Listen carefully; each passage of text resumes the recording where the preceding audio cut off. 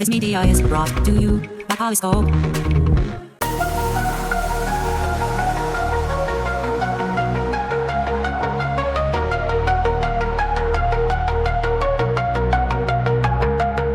In the realm of tomorrow, where techniques mind, we ponder, we dream. Okay, cool.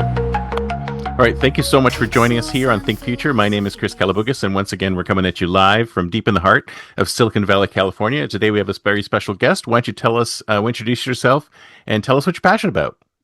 Oh, thanks, Chris. So my name is Ashley Butler, and what am I passionate about? Lots of things. Lots of things. Is that a tough question?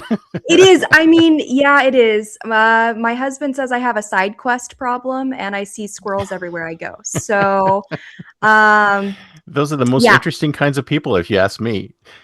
Well, see, I appreciate the fact that you understand. I don't have ducks; they're not in a row. Got squirrels at a rave. So squirrels at a rave, are they doing, is it a silent disco where they're all wearing their own headphones and they're listening to their own music? No, I feel like there's just noise everywhere all the time. Oh, okay. I don't want to talk too much about the voices. Someone will recommend medications. Sometimes the voices are actually really smart and they know exactly what to tell you. Exactly. No, I mean, more seriously, Chris, I think what I'm super passionate about and the through line that's been a part of my life is it's really about being able to tell the story that you're living in the moment. And, I feel like for a long time, and I think you can appreciate this, I assigned my worth and my value and what I had to offer the world to my titles, right? So Dr. Ashley Butler, and then it was founder and CEO of this, scaling company. And I sort of hit a wall both times because I think that deep inside of me, who I am, it's really being able to live that story in real time and in real life. And it's this constant becoming, I would say. I got asked yesterday, what are you expert in? Well, becoming a new thing, and there you go. There you go again. So I just had this conversation on Substack. I have it all the time. It's like people are like, why are you always, people are like, don't be in a niche.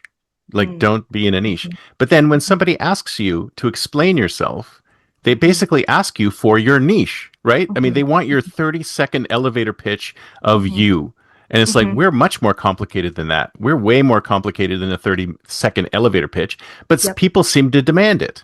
Yep. Right? So, yeah. And I mean, I saw your piece on that, Chris, and I really resonated with it. Again, squirrels at a rave. But if you had like gun to head, 30-second pitch, who am I? I am someone who knows how to sit in the suck, but not get stuck in that. Make a decision and take the next step forward instead of spinning out, right? So if you're someone who can't get out of the spin and you need big sister sort of bossy advice that's also a swift kick in the ass and a listening ear, I would say that's who I am. And that's what I've become, having lived the experiences. How did you decide to get to this point? Like, can you tell me this? Tell me the progression of where you started and how you got here. Well, way back when. So I think it really does kind of, I think back in the olden days. Back in the olden days, yes. There were no hills that I had to walk up both ways. But, I think yeah, my parents use that all the time. through the snow. Through the snow, yes.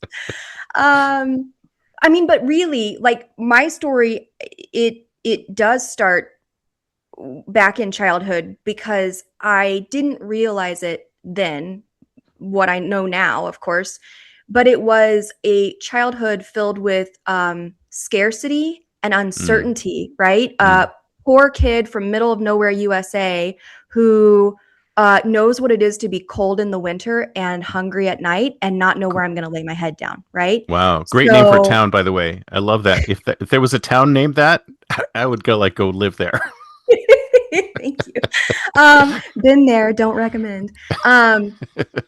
But, and so for me, it was, I spent a long portion of my life sort of running from scarcity, right? Running away from the fear of being hungry and cold again.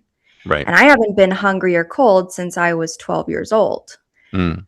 But that person, that little girl, I've spent my entire life trying to protect her in some way. But to that, right? So that's how I ended up going into medicine, because when you're a kid that comes from a family where like secondary education and whatnot doesn't exist, you're sort of just looking to the outside world and to mentors to figure out, well, what options are there? And for me, the options presented were doctor, lawyer, or teacher. And I thought, well, I think who I am at heart is a healer. And Mm. so I went into medicine, right? But I didn't just go into medicine. I got sort of taken into the hype of not just being a physician. And I mean, I feel like that doctor ego it's a real thing, but also to take care of that little girl from scarcity and uncertainty. I thought, okay, I can't just be a doctor to help heal people. I need to be a well-paid physician, right? So I went Right. into anesthesia. Mm. Didn't matter. Aren't all physicians well paid? That's the prevailing wisdom that they all make a lot of money. Yeah. So and I think that perspective, and I had somebody, that a mentor, an advisor of mine, who kind of called me on my shit. He was like, you're a doctor, like I need you to stop whining into your champagne glass. But by the way, I wanted to mention earlier that you said doctor, lawyer, or teacher. Yeah. In Canada, that would be doctor, lawyer, or hockey player. Just so you know. I'm 5 feet tall and 100 pounds, and while I like to punch people, Chris, I'm pretty sure hockey player was. I don't know. You could probably do some pretty good body checking. If you get some good acceleration going on, bam, That's right into the boards. Oh my gosh, it would be such a great release for me. I should probably consider it. Yeah, you should think about that. It's one of the most violent sports. It's like one step below rollerball, right? Like, and no one's going to arrest me for it. I think you saw my post. Like, I'm not made for prison. That's real. So that's, I mean, yes, we're well paid. And, you put, I don't know, on average, 12 to 15 to 17 years in training, and you're a resident being paid less than minimum wage, working 90 hours a week. Yeah, it's a super hard slog. It's a very, very hard slog. Yeah. And so that's how I ended up in anesthesia. And, I would tell people I'm the doctor of like sweet dreams and no pain, pick out a nice dream. I'm here for it. And in that, while I was in it, that's where this business that I ended up building, called MySherri, kind of came from. And I promise there's a point and there's an end to how I got to where I am right now. I've been hustling for cash since I was little. I used to buy suckers and then sell them at recess for 50 cents until I got shut down by the principal because it made the lunch ladies mad. Like, wow, you're a natural born entrepreneur. Yeah. Well, yeah. Might have been a loan shark in high school, whatever. And so I've always been sort of hustling, building, bringing ideas to life. I love doing that. And so, while I was a physician and I was doing all of this other stuff, my husband turned to me one night and he was like, I miss my wife. And I was like, I don't know what you're talking about. I'm sitting right here next to you. And I was in training at the time. And he said to me, yeah, you're here, but you're not really here, because I would go to work during the day and then I would come back, and I was running a consulting business at the time. So this is after you stopped being an anesthesiologist? Or? It was in the training period. So like kind of end of medical school. So you were doing both things at the same time. Sure. Bite off more than you can chew. Why not? That, I think you and my husband would get along, Chris. To which I would say, hold my beer. And so, he was like, I miss my wife. I said, okay, we've got a problem. Let's solution it. And, we were if we were spending time together, it was like arguing over who should have folded towels and emptied the dishwasher and, all of Domestic bliss. I know it that. was glorious. And so I was like, okay, well, the best solution in my mind is the time that we do get together should be quality time, which means we're not arguing about the household chores. So we hired some help, right? Because my billable hour as a consultant at that time was worth way more than me folding towels Yeah, or, exactly. whatever. Yeah, people should do that more. I think people should do that more. They should really try to value themselves and go, should I really be doing this? I mean, is my time worth this? And really do bring in some help. Why not? Yes. I mean, Yes, that's exactly right. And well, that's where the idea for the business came from, because we did mm, hire help and it was life-changing. And we hired help at a time where I think, we had some money, but we certainly didn't have like a ton of money. And we just cut other places because we decided that our time was more valuable, right? Than like the Netflix subscription or eating out or whatever. yeah. To be able to get that time back meant something to us. And so having that help in the home, there are people who have a heart for making a house feel like home, right? Hmm. I'm not that person. Yeah. And Well, that that's their expertise. It's kind of like, if this is exactly. not something that you're good at, then delegate it. There's nothing wrong with That's that. I right. think it's a very smart thing to do. And I think more people should do that, because they're thinking, "Oh, I'm not rich enough to have this or have that." But the reality is that, just think of how much time you're spending on things that don't really bring you joy, hmm right? That that's exactly right. And that was ultimately the point of Mm, MySherri, and I when I started to I didn't tell anyone about this initially, Chris, right? Because as a woman, and a high achiever, I felt like the world had told me that I should do it all, be it all to have it all, right? oh yeah, of And course. And it's if you just haven't done a it, you're a lie. failure. You're an absolute Exactly. failure. Yeah. Exactly. And so like the reality is that, like most of us are feeling this way, but we don't know how to ask for help or won't ask for help, right? Right. And so the story really became um something in my head, like, don't tell anyone about it.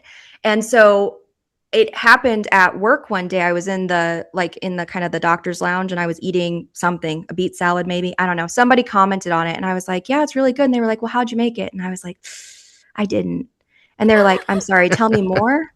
And, so I shared with them very quietly that I had someone at home who helped me, wait for the guilt and the shame and all of the things, like the judgment, to come down on you. But that's not what I got at all. What I got was, wait, where do I find someone like this? And Mm. I was like, well, I don't know, but you can't have mine, like Oh. you, Oh, you find a I good smell babysitter. demand in the air. Yeah, That's not fish. That's not a that's burger. That's exactly demand. That's exactly right. And so I remember coming home, and so the name of the company was MySherri, because the person who came into my home to help me, her name was Sherry. And so I Oh, was like, nice. You named it MySherri, after her. That's awesome. I did.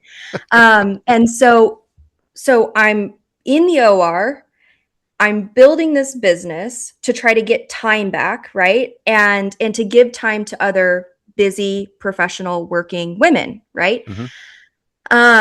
And so I eventually stepped away from the OR because I realized, like, I had chased money for all the wrong reasons. And being in an OR 60 hours a week versus and then building a business that happened to take off. Like, I didn't expect that we would go from, 0 to 7 figures over the time period that we did. And I ended up with 22 employees. Like, I Whoa. could, uh-huh. Amazing. That's great. Yeah.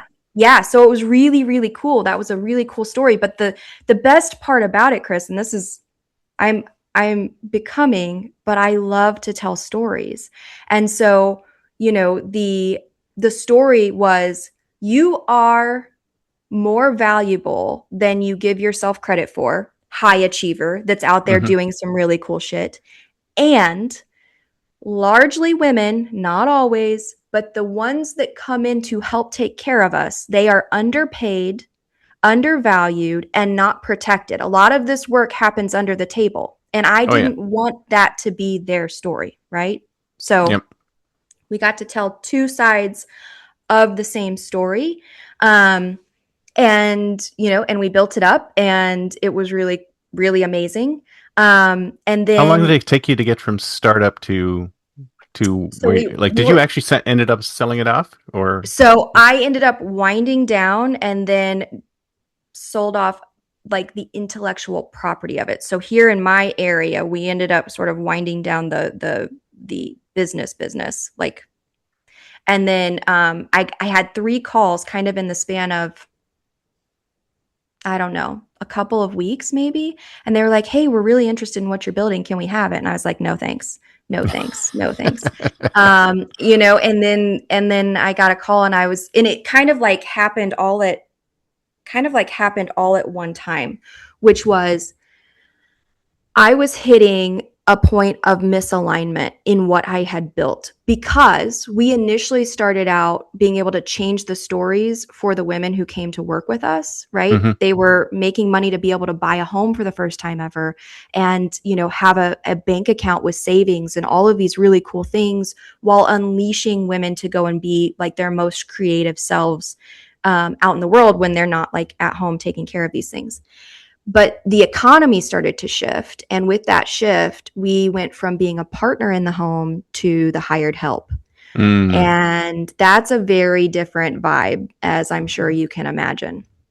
And so with that change, I felt like we had become, it just didn't align with the story that I thought we were writing. And then, Right. you start to think about, okay, well, what does scale really look like? And talking with some folks like from New York and whatnot.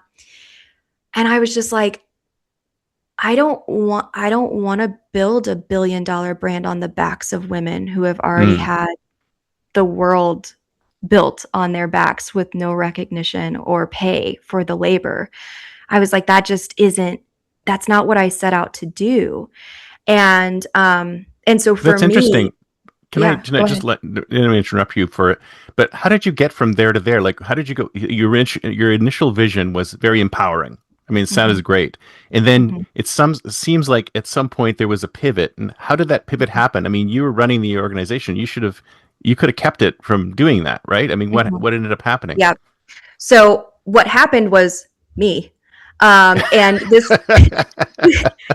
You take the this, blame. You're the I, founder. You have to I take the full do. blame for everything Yeah, that no, happens. 100%. I mean, this idea that leaders eat last, I was totally bought into it. And then I lived it, and I was like, well, that's fucking bullshit. If, I know, if right? it is, if the It leader's sucks. not eating, guess what? That person is starving. And when Yeah. that person starves, eventually everything downstream from them begins to starve too. Yeah. And Exactly. so, because I didn't take care of myself and I just threw my entire self into the business and into the build, Because believing that that is what you do. That is it what you is, do. it is. And you believe that one day, Chris, that business will take care of you. And that is bullshit.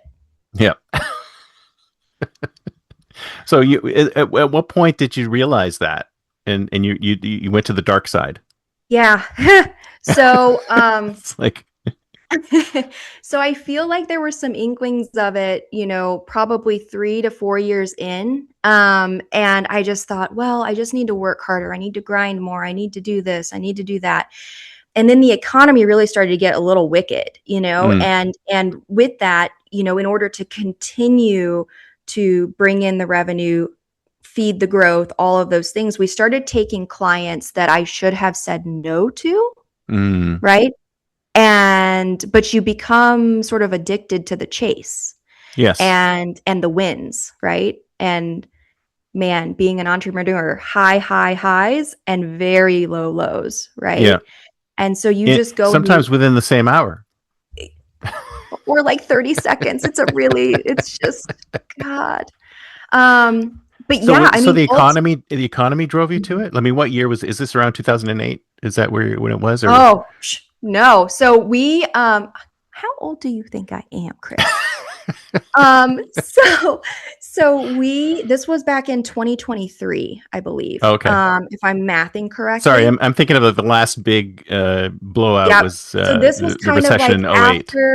after COVID, and things started to get just a little like wonky and uncomfortable. Not as uncomfortable as they are now, turns out. Nobody knew what was coming. But 2023, 2024, that kind of time frame.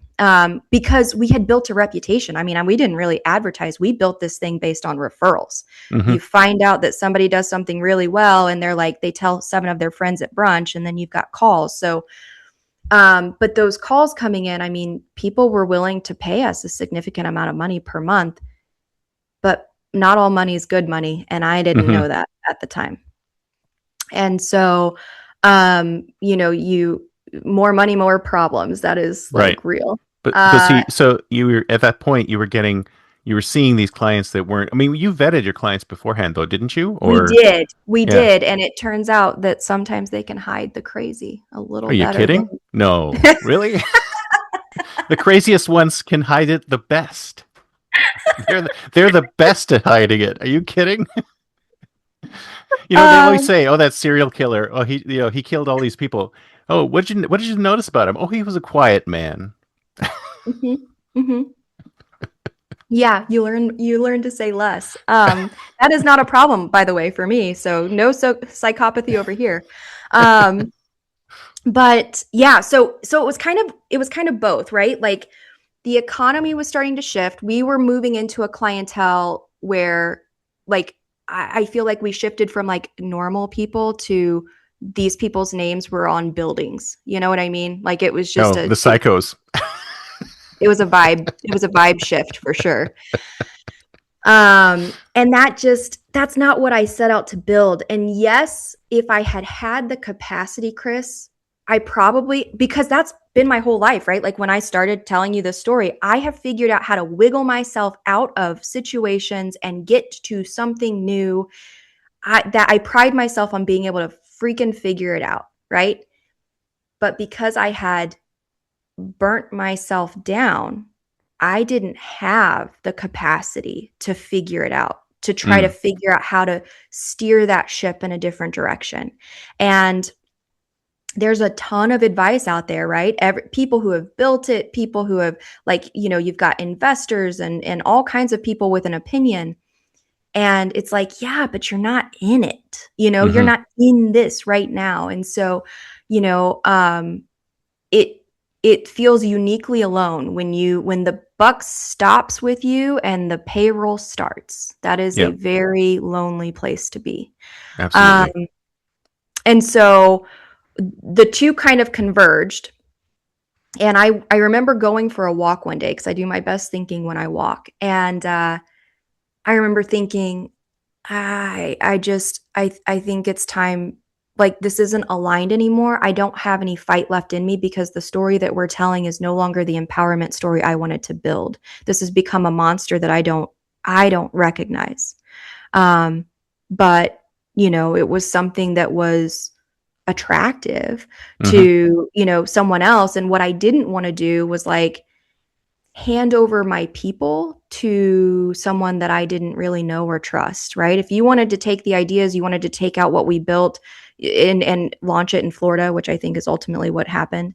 That's on you, boo. But like, you're not taking my people to go hmm see them as cogs in a machine and burn them to the ground. Right. Um, and so, that exit it was not, I don't think, how I expected the story to end, and yet it was where that chapter needed to close for me.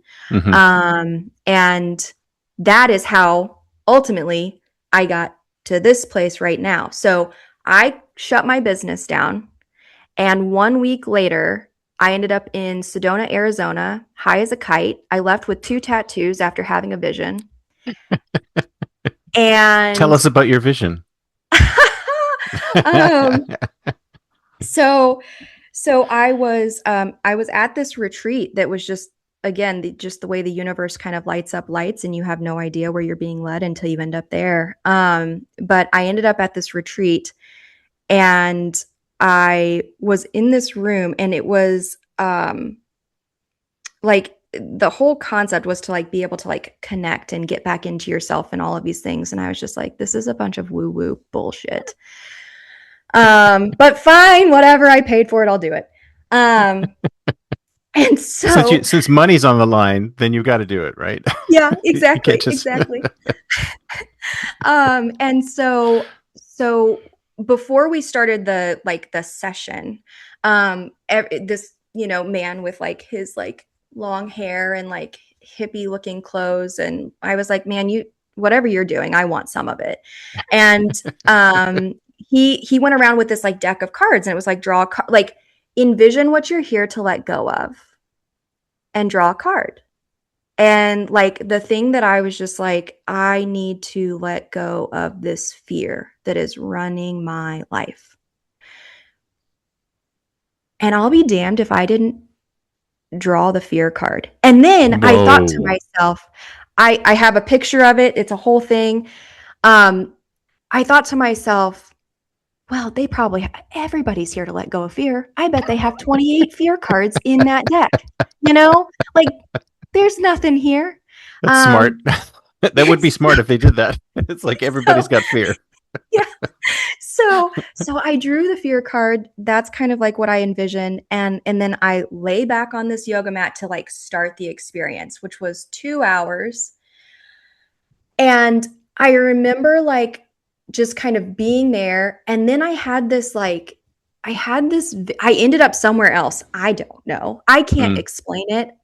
Even when I relay it back to friends, they're like, that's amazing. And we want to do it. But I didn't expect anything from it. I kind of expected to just like lie there and maybe pretend that something good happened.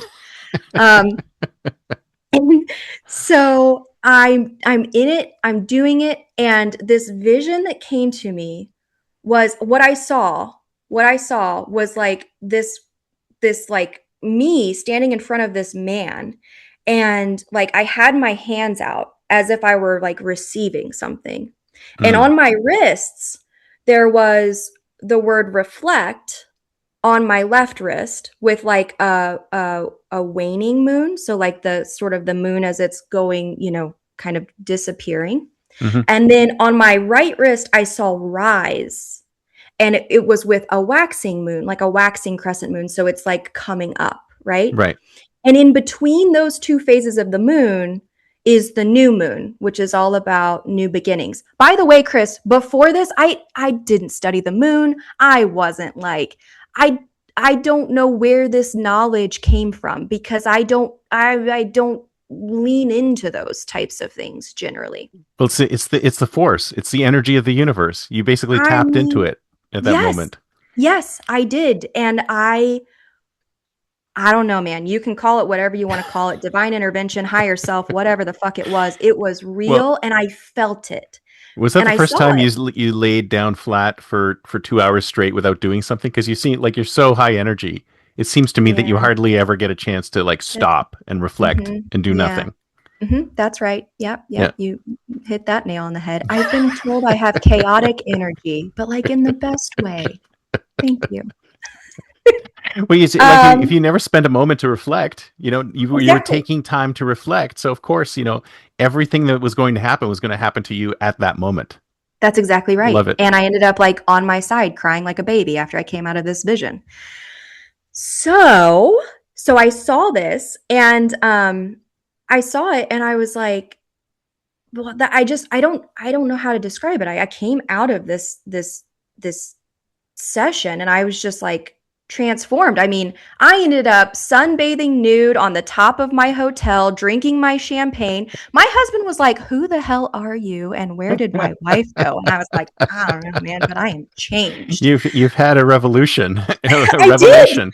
I did. It's a total revelation. I love it. That's exactly right. And so I thought, well, if I'm going to have this stuff inked on my body, I should probably figure it out. So waning moon, did you go straight to the tattooist after that? Did you go straight? Yeah. Were they actually there so they were not at the retreat?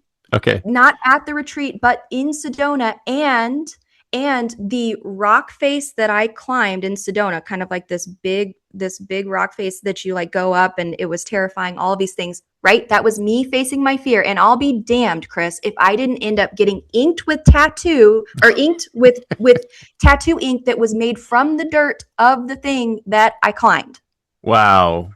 No, that's something. It's like your souvenirs are like right under your skin. I love it. Yeah. That is Yep. so cool. Yep. So you're you're a completely changed person. I mean, Have you no. reinvented yourself completely, or you still have parts of the old you? There's still parts of the old you there. There's still lots of parts of the old you, it sounds like. Yeah. Yeah. I don't think the old you ever technically goes away, right? It's like prior chapters. Like the character development that's happening in the now is built on all of those former chapters. You're just Exactly. you're just using all of that intel for better or worse today, right? Mm-hmm. And so yeah, so I came back from Sedona and I thought, great, I'm gonna hop back on the horse, right? 2 years later. Wait, what were you doing for those 2 years? So my Were you husband was trying like, to you hop should back on the retire. horse? No, I tried. Well, yes. Okay. So I was like, yay, I'm changed. Look. And then I spun up 2 LLCs in my pause era.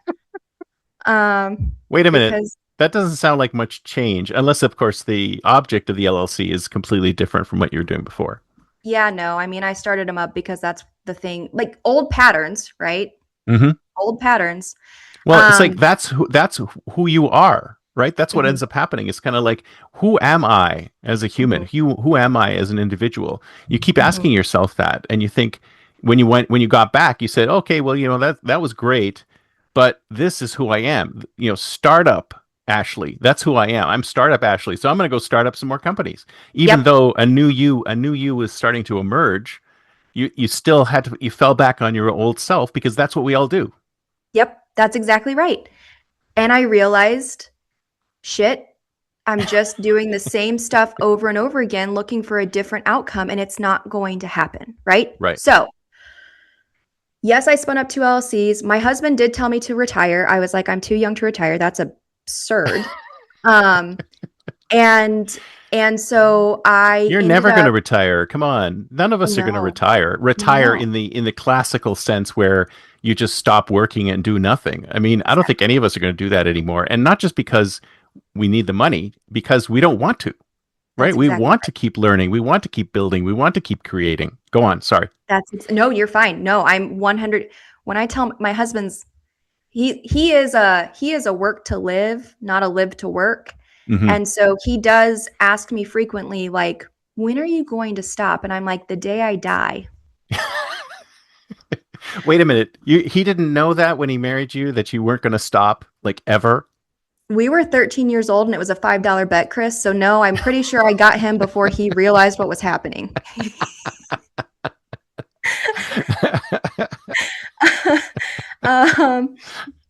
But that's a story for another day.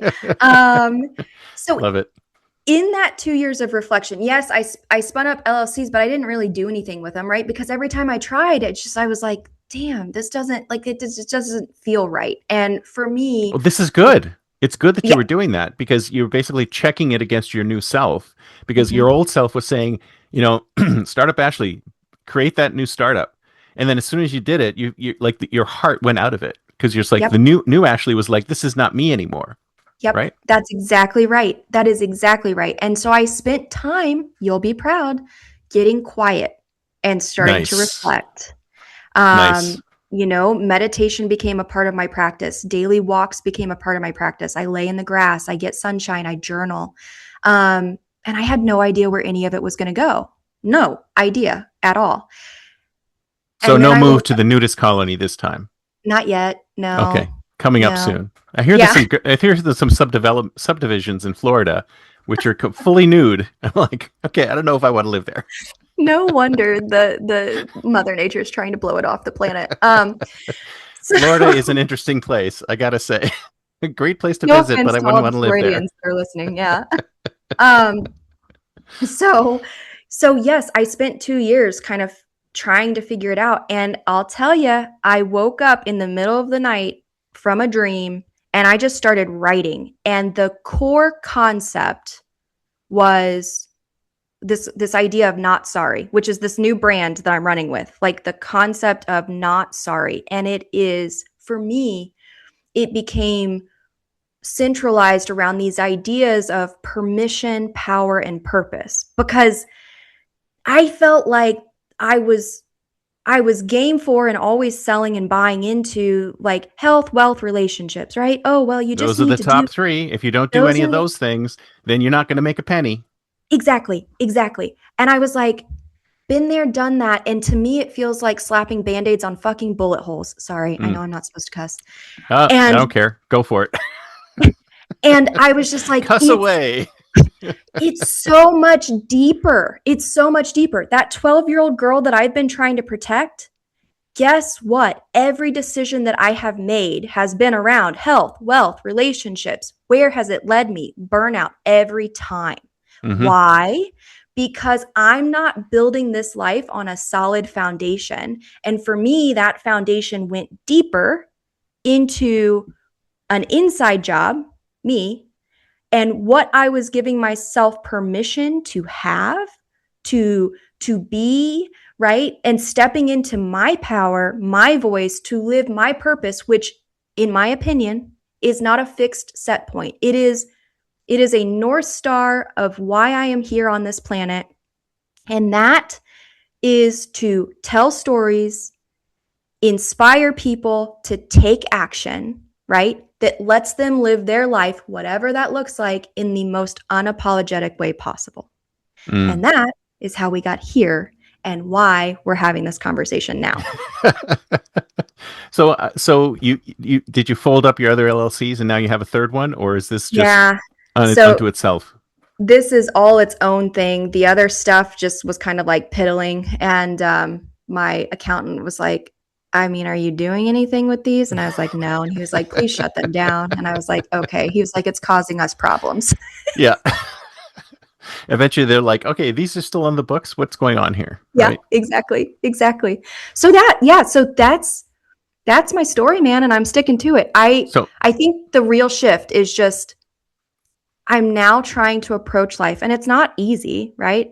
But courage is on my giant whiteboard that's right across the way. I'm trying to approach life less from a fear-based decision making and more from courageous decision making, which is to not say that fear doesn't exist. It does exist. But for me, courage is grabbing that fear by the hand, giving it a snack, and telling it to take a fucking nap, because I am safe, I am secure, and I appreciate you being here, but just come along for the ride. I love it. So how does that instantiate itself as a real thing? Like, do you do coaching? Do you do like, or is it just the writing and like things that you're going to produce? Yep.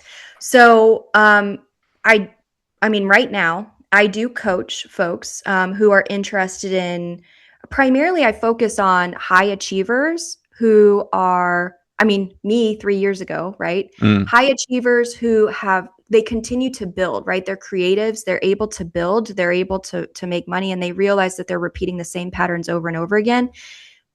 I like to sit with them, ask the hard questions, give them space. And almost my last coaching client said, you have this like relentless, in the best way, approach of saying, okay, what's next, right? One decision with the information that you have. We will gather the data from that decision, and then we will make the next best decision, right? That's the only way that we can really move forward. Because people are overwhelmed with all of the things that they need to do. And if you could just focus on that one next best thing, then it makes it a lot easier to handle. Yep, that's exactly right. And so, yes, I coach. I do so in a very limited fashion because I believe that like one-to-one contact really does create clarity, which then comes across for the writing and the snarky ass notes that I post on Substack, and being able to have conversations like this. That's where I am right now. And it really, for me, this is the next best step. And so I'm hanging out here to get some data, get some learning, get some experience, and then I'll figure out what it looks like next. So has your time frame always been like has your time frame been long or short or medium? Like where do you imagine yourself? Like when you set yourself a goal, do you think of yourself, okay, this is what I want to build, or do you kind of like start and then see where it goes? So I am very much I'm very much like I will be to step like X, Y, or Z while everyone else is still trying to figure out what B is. Right. So you do It plan out the whole thing. I do. I feel like I can see glimmers of that much bigger vision. I am very much like the forest person, like that 30,000 foot visionary role. And then I surround myself with people who are significantly smarter than me at the actual execution of it because I can get stuck 3 to 5 years down the road. Um, but I need help. Okay, what's the operational and sort of tactical next thing that we're doing? I just want to make sure that this time around, this build around, what I'm doing differently is, of course, I keep track of like what works for clients, what resonates right with folks, but I'm also keeping a log of what brings me energy and joy. And if it doesn't bring me those two things, I try to figure out, is it necessary? If it's necessary, can it be delegated or automated?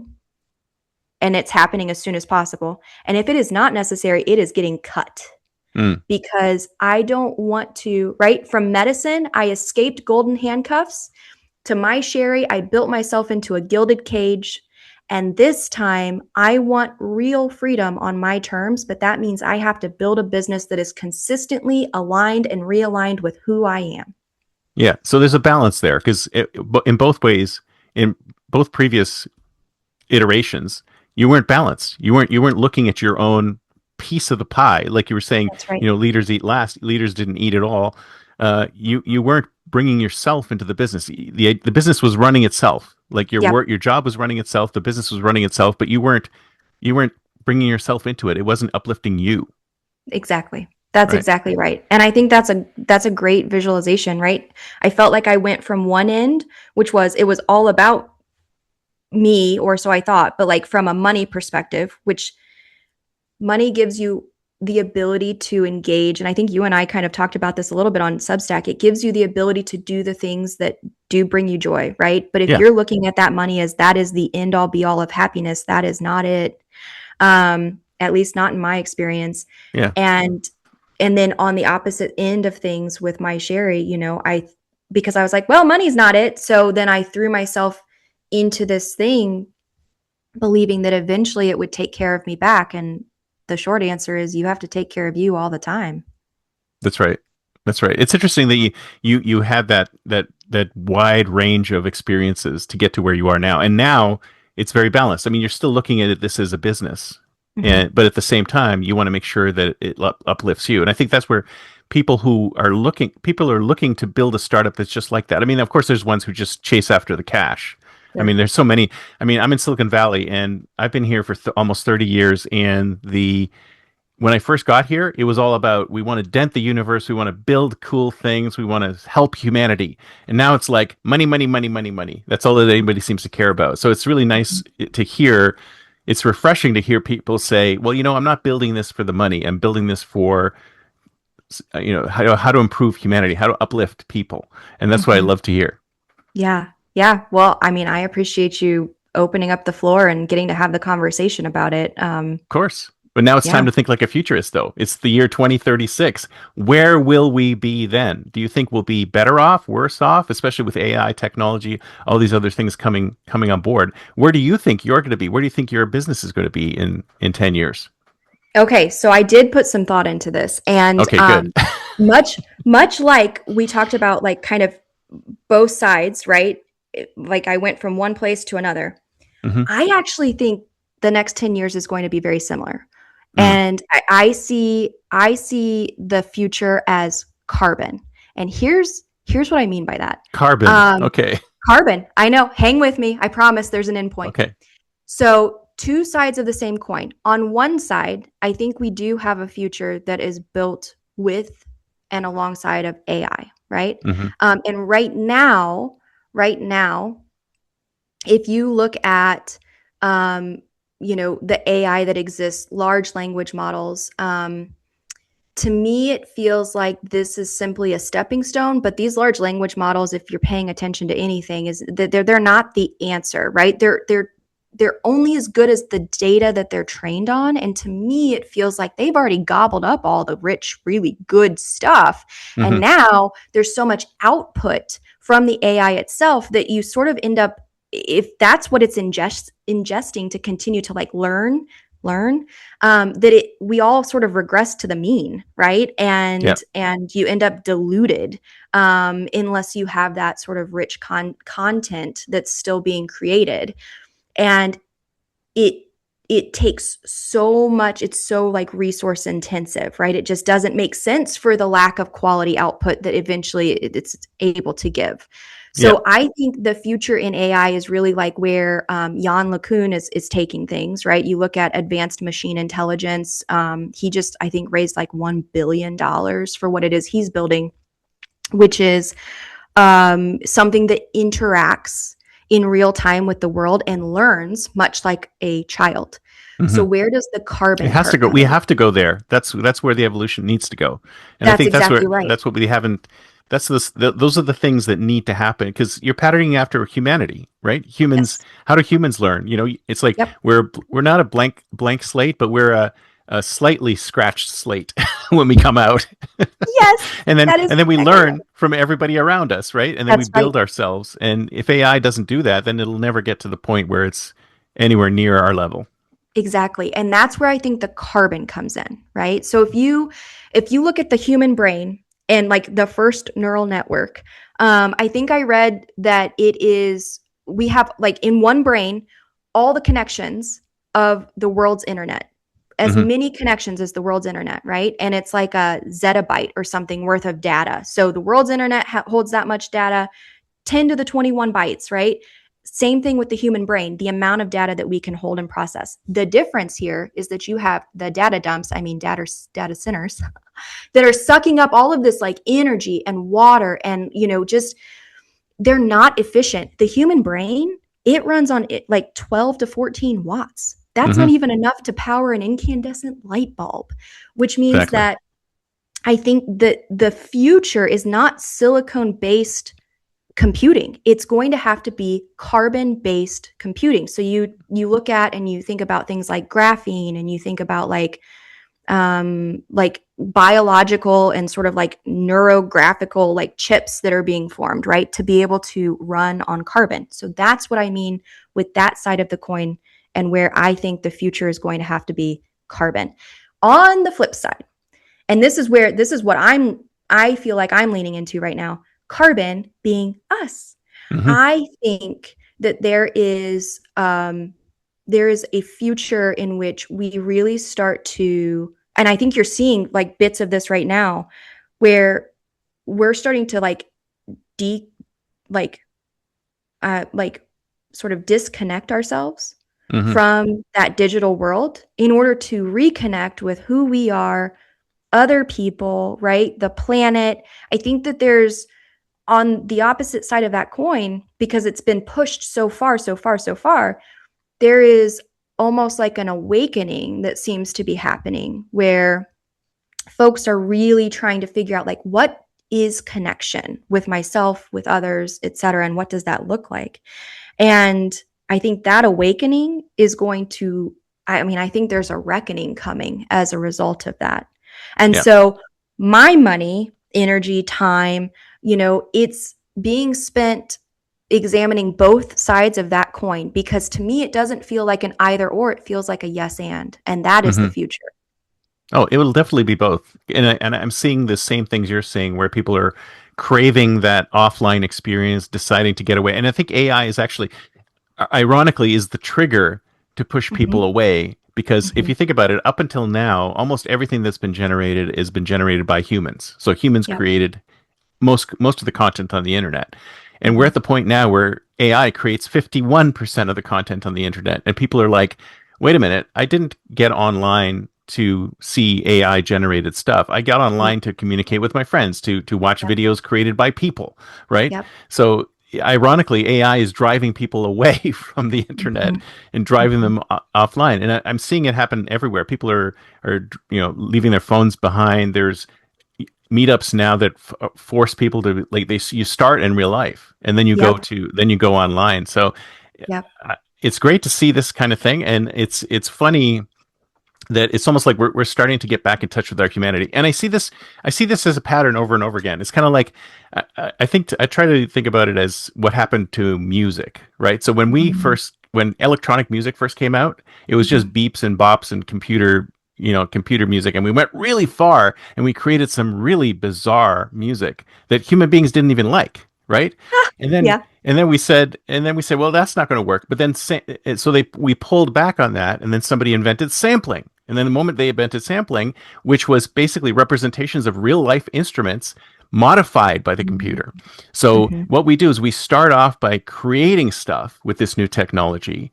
We realize this stuff is not human. So we pull back and we go, well, how do we take something that's human and just use the technology to modify it to help us do better? So Yep. we have this tendency of going all in on something, and then we pull back. And so we're going Yep. all in on AI. Now we're seeing some pullback, but at the same time, there's so much promise to it that Yep. we're seeing that same sort of thing happening where some people are steaming ahead and other people are pulling back, and it can only get better for everybody, because I think Yeah. it's how it personally affects you, right? Mhm. If you feel like you should pull back, then pull back. If you Yep. feel like you should leap in, then leap in.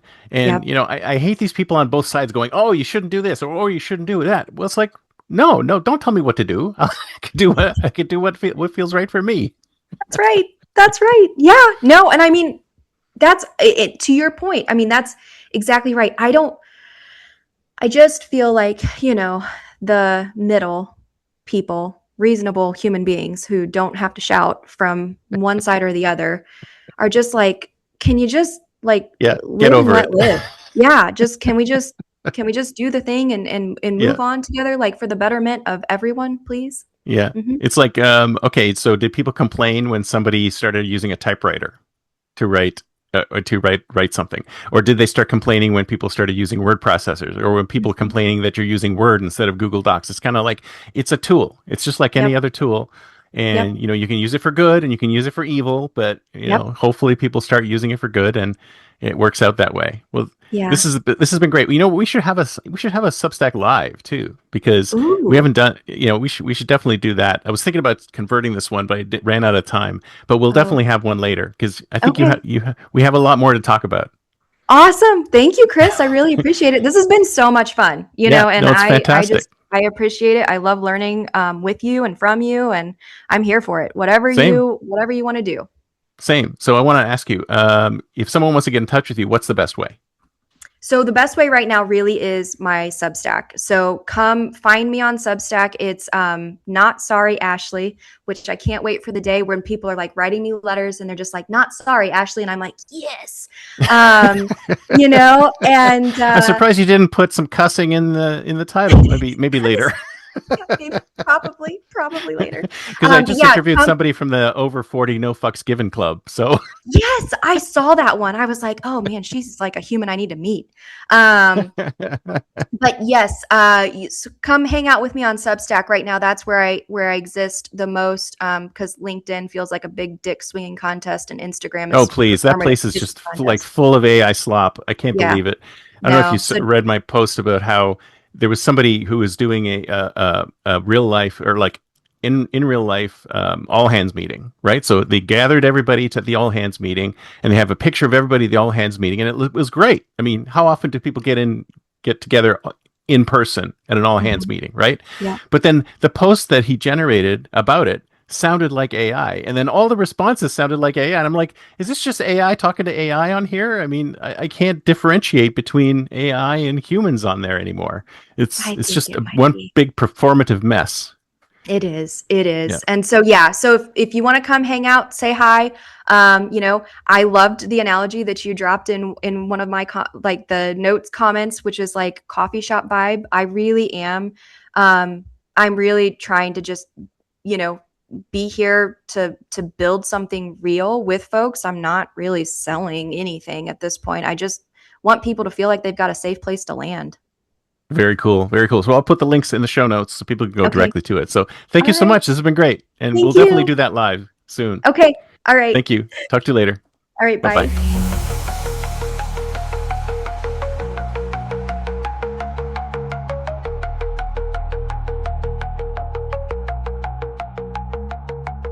Pixels and philosophies merge and mold, a future untold, unseen.